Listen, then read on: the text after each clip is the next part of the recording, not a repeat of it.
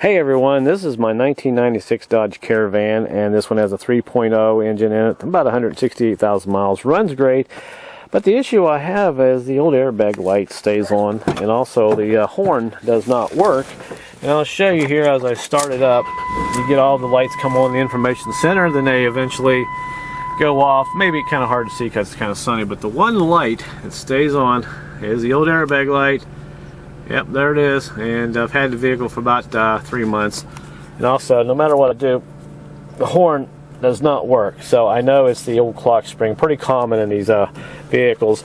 And there's my new one. I got it a couple of days ago on eBay. I'm going to stick that in there, and they're fairly inexpensive. You can get them for about $30 to $40. And my scan tool, I thought it would read airbags, but it doesn't. It just does your engine codes and does the old wheel sensor. So I'm going to have to get a one of these scan tools for the old airbag light, just so I'll have it. Now the tools you'll need a puller. You can get these at the parts store for about $8 to $10 if you look around, not very expensive. And you'll need a little 8mm ratchet, a little tiny thing, and you'll need your bigger socket, a ratchet, probably I think this is a 3/8 driver, and it's down to a 1/2 inch. You'll need a deep well socket, and I'll show you the size of that here in a few minutes. There's a nut we have to take off behind the steering wheel, and your basic deep well sockets, and some metric sockets. Basically, that's all you need. So first thing we've got to do now is go ahead and shut the car off, and go outside under the hood and unhook a couple of things first. Alright, first thing we've got to do is pop this fuse cover box off here, and I've already got it loosened up. And if you spin it around, you'll see there is a couple of fuses there for the airbag. There's airbag 2 and airbag 1 there, and there's a spare. Basically, come down here and pop those fuses out, which are sitting right there. And this one here is actually the spare, and there's your 2 airbag lights. And I've already pulled those out, and they are little 10s. I basically use a pair of pliers. Yank on more. You can use a fuse tool, or simply you can just unhook your battery terminal. It's whatever works for you, but since I already know where those fuses were, I just simply unhooked both up. Now we got to go inside and start disassembling the steering wheel. Okay, now we got to take our little 8 millimeter, say that 10 times fast, and shove this baby right up into the old steering place there behind the steering wheel. There's 3 of them. There's a bolt there behind this side, and there's one on the bottom. So we'll go ahead and take those out and give you a look at those. Alright, there's the last bolt. They're pretty long, so there's 3 of them. You got to pop those out, and let me just kind of set those down there. And this piece now is ready to come off. Let me make sure my camera's panned back as far as it is. Yeah, it's about as far as it'll go back. And there we go. Now be careful, on the back side of here, there's a wire we got to take off. It's sitting right here. We got to pop this off. I like to use a little screwdriver. Kind of just pull this off, and you got a secondary wire right there. So let me go ahead and put the camera down. I got to pop that off now. Okay, we got that unhooked. You got to be careful when you pull these off. There's sometimes a little wire there. The cover likes to snap off, so make sure that stays on. And now we'll just kind of set that off to the side. Now we got to take this nut here off. So let me get a socket. Okay, now I am using a 13/16 socket, and you can see I've got the little deep well there. It makes it a lot easier.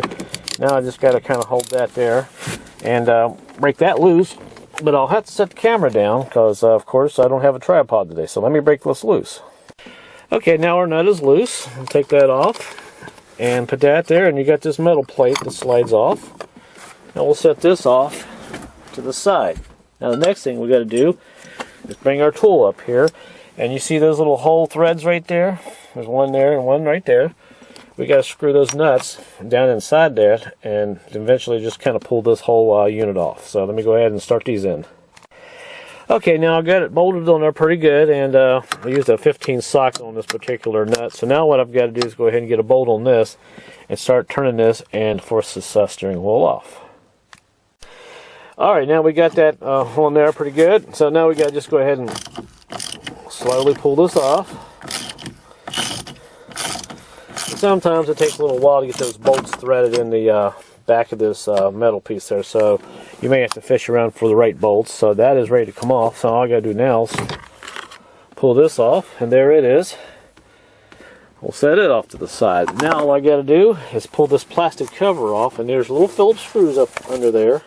There's 3 of them. One there, and I believe one there. Now we just got to take those off. So let me pop that off. And once we get this cover off, then we have access to this clock spring. And here we are. We are now into the clock spring, and sometimes it takes a little patience to get those bolts out of there. Just beware. There's actually mine only had 3. I had a bolt missing, so it's good to know. I'll stick a bolt back in there. So I'll put this off to the side, and now all we got to do is unhook the wires, which are right there. Just pop that off, and there's a little tab back here on the back side. If you push this sideways, it'll release this whole unit and it'll come off. So let me go ahead and take this off, and I'll show you the little tab parts on the back. Okay, there's the old clock spring off, and see that little tab right there? Those are the tabs I was telling you about. You gotta just kind of push them sideways there. If you hopefully you can see the sun there is pretty bright today. If you just kind of push that sideways like that on the back side, it'll release. And all we gotta do now is unhook these 2 wires right there and go ahead and replace the clock spring.